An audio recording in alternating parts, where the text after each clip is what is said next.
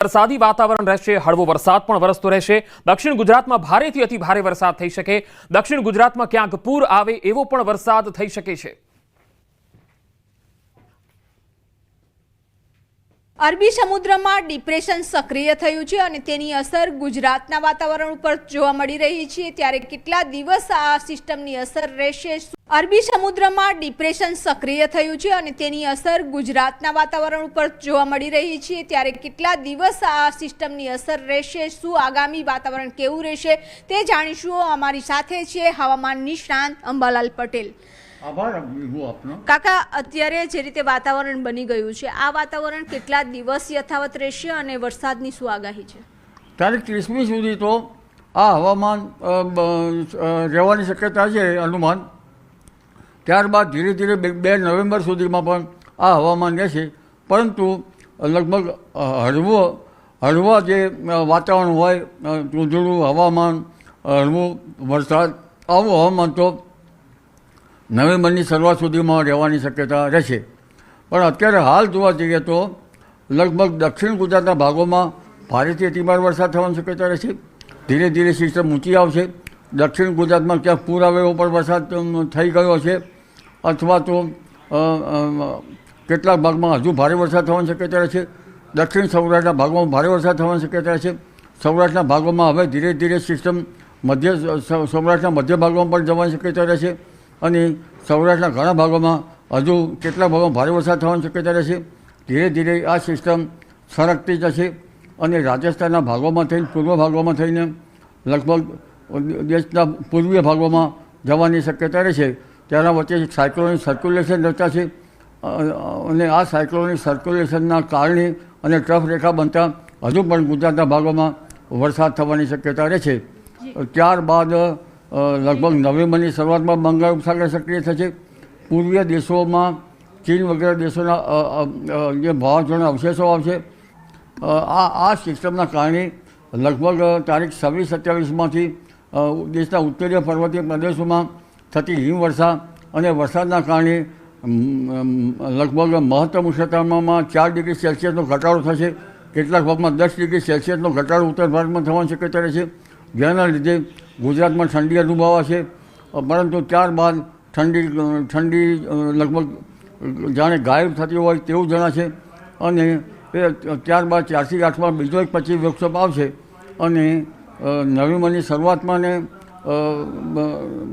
લગભગ નવેમ્બરની શરૂઆતમાં અરબી સમુદ્ર અને બંગાળ ઉપસાગર બંને સિસ્ટમોના કારણે પુનઃ હળવો જે બદલાવ એ ગુજરાતના ભાગમાં આવવાની શક્યતા રહેશે। અને ઠંડી જોવા જઈએ તો લગભગ 15 નવેમ્બર બાદ કંઈક ઠંડા પવનો ફૂંકાઈ શકે છે, પરંતુ ઠંડીની અસર ડિસેમ્બરની શરૂઆતમાં રહેવાની શક્યતા રહેશે। અપર જે વિન્ડ છે એ સાનુકૂળ હોય। આ વખતે જેટ ઝાડા પણ દક્ષિણાવર્તી છે અને એક પછી એક પશ્ચિમી વિક્ષેપ આવી રહ્યા છે, જેના કારણે ઠંડી પડવાની શક્યતા રહેશે અને લગભગ એક વખત વાવાઝોડા ઠંડી પૂર્ણ ગાય પાછી ઠંડી પડવાની શક્યતા છે।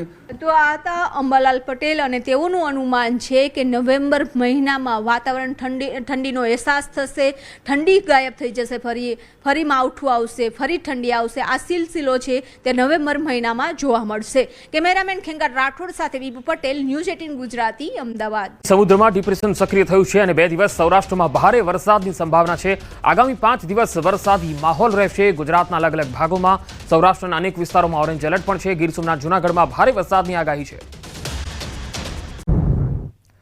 હવામાન વિભાગની આગાહી છે અરબી સમુદ્રમાં ડિપ્રેશન સક્રિય થયું છે અને આગામી 5 દિવસ વરસાદની આગાહી છે, જેમાં સૌરાષ્ટ્ર અને દક્ષિણ ગુજરાતમાં ભારેથી અતિ ભારે વરસાદની સંભાવના છે।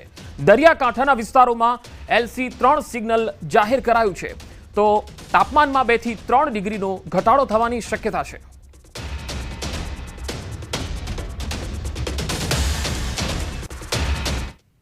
वर्तमान में जो सिस्टम है उसमें एक डिप्रेशन है ईस्ट सेंट्रल अरेबियन सी पे, और अभी फ़िलहाल उसका मूवमेंट है साउथ वेस्ट वर्ड। और जो एक और सिस्टम है वो एक ट्रफ है, उसी सिस्टम से होके और वेस्ट MP तक अक्रॉस साउथ गुजरात।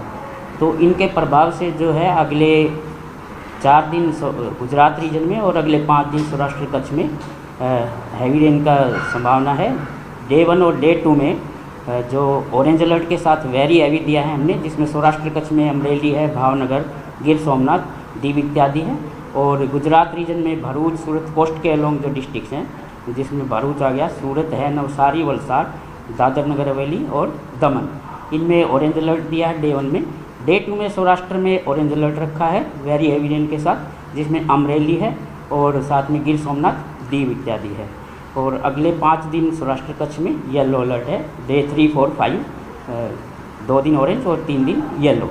इसी तरह से गुजरात रीजन में आज ऑरेंज और डे 2, डे 3, डे 4 में येलो अलर्ट है। अहमदाबाद में जो डिस्ट्रिक्ट में है तो आइसोलेटेड हैवी रेन 2 दिन के लिए है, डे 1 और डे 2। और लोकली हमने लाइट टू मॉडरेट रेन फिलहाल संभावना है।